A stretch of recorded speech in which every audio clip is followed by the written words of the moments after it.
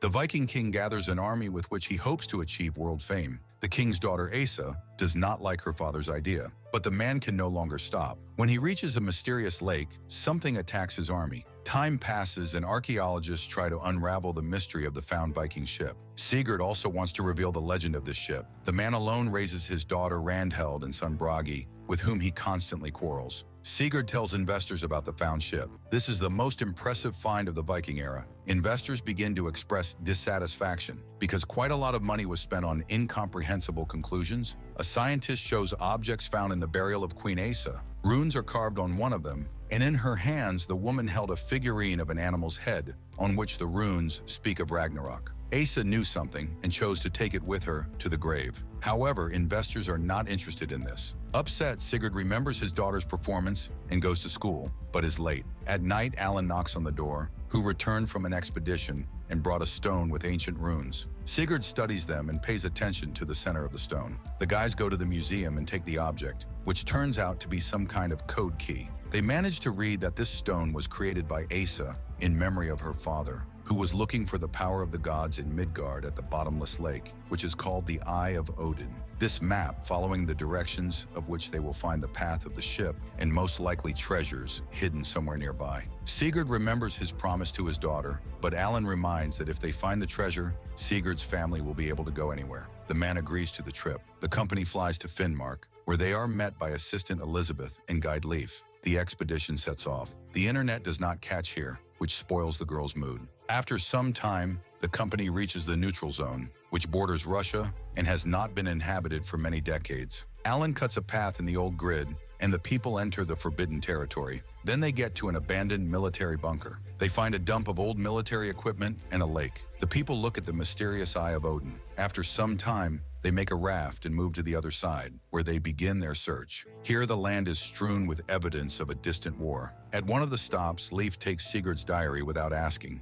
and learns that they are looking for Ragnarok. Sigurd does not like the ridicule and takes the book away. At this time, Randheld finds an old iron container from which an iron cable goes, disappearing into the water. Leif believes that the people got caught in a snowdrift and tried to get out this way. Bragi calls his father to the cave he found. Sigurd discovers that it is very deep and organizes a descent. The people find themselves at the bottom of a huge cavity and begin to explore it. Alan sees an object in the mud and pulls out a Viking helmet. This find causes delight because it indicates that the archaeologists were right. The others begin to look for treasure, and Bragi finds strange objects that look like large eggs. Without waiting for Sigurd, he puts one in his bag. Leif also tries to pick something up from the bottom of the underground lake, but only gets dirty in an incomprehensible slime. Then the archaeologists find a large number of ancient objects. Sigurd puts them in bags and labels them. Leif suddenly demands that they give him the things they found, because he does not intend to give them to the museum. The old man threatens them with a gun, and the scientists have to put the found artifacts in Leif's bag.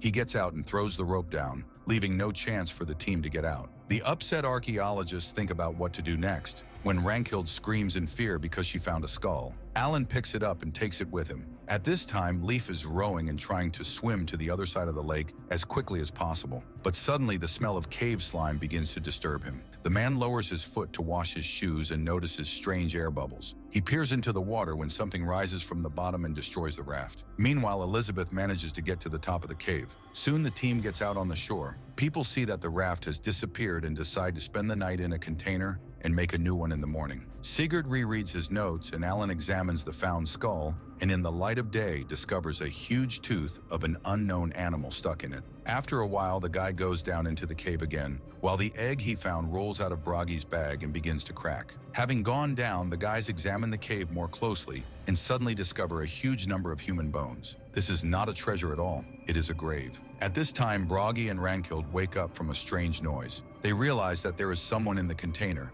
and try to wake Elizabeth, but the tired girl does not react. Then a small snake appears from under the bench and the people calm down. But when they relax, a terrible roar is heard outside. Elizabeth wakes up and catches the little snake in an iron box. Meanwhile, downstairs, Sigurd finds a picture of a snake's head in a diary and hypothesizes that it was made from a living creature that lived here thousands of years ago. Then the archaeologist notices something shiny and pulls out a soldier who fell here just like the Vikings. Suddenly, the roar of an unknown beast is heard throughout the cave. The guys hide and see a huge body slip past. The creature knows another way out, so they follow it. At this time, the people feel their container shaking and someone starts pulling the rope. Elizabeth orders them to jump out, but the door is jammed. The van is rapidly moving toward the water. The people are asking for help. Sigurd and Alan arrive just in time. The people jump out onto the shore and fall down. Sigurd manages to grab the boy's bag and save his son. People run away from the lake. The man begins to search the abandoned equipment, hoping to find at least something useful. Alan discovers Bragi's abandoned bag with an iron box inside.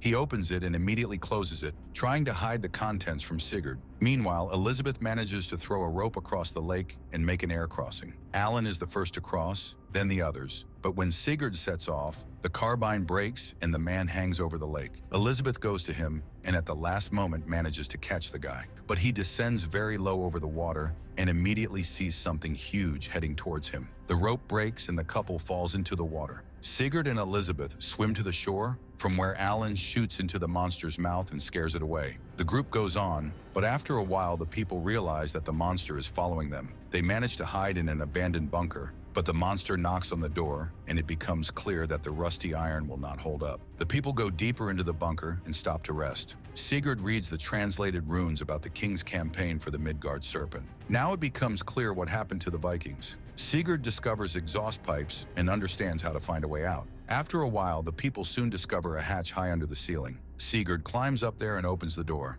Alan goes first, and when he reaches out for things, the little snake in the bag begins to move. Sigurd opens the box and understands why the beast is chasing them. Alan asks to keep the little snake because this is the only chance to prove that the archaeologists were right. But then a giant head grabs him. The snake throws Sigurd and Elizabeth back and enters the bunker. The people run away and try to hide inside. The monster looks around and almost finds them. Sigurd comes out to him with a baby snake in his hands and hands it to the parent. It immediately crawls onto the parent's head. The monster examines the man for a minute and then crawls out of the bunker and does not touch anyone. Sigurd brings Elizabeth to her senses, after which the team manages to return to civilization. Later, the archaeologist announces to the director of the museum that he is resigning, as he intends to become a history teacher in order to be closer to the students who have a new mother. And then they go on vacation to Spain.